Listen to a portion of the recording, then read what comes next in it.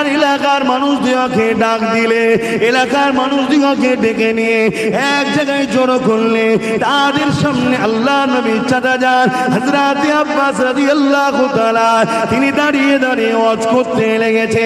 কি আলোচনা করতে লেগেছে? এ আমার প্রতিবেশীরা শোনো গো, বাড়ির রবিউল আউয়াল সোমবার শুভে সাদেকের সময় রহমতের নবী দুনিয়ায় তাশরীফ এনেছিলেন।